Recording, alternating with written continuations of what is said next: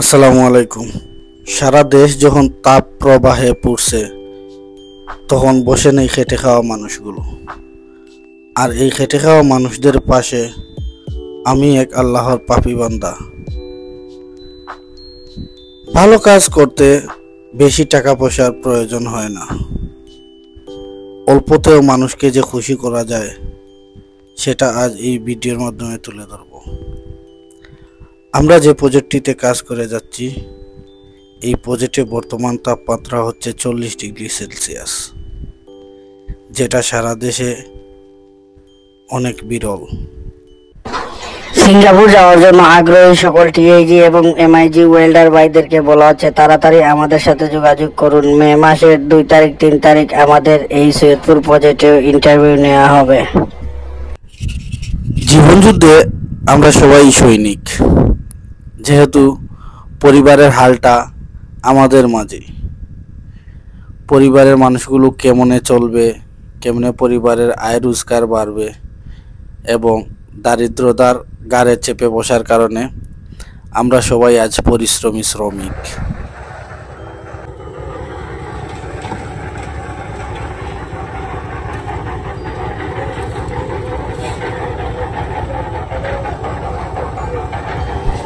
দিনমজুর হয়ে তাই তো আজ সূর্যকে হার মানিয়ে এই তাপমাত্রার মধ্যেও কাজ করে যাচ্ছি।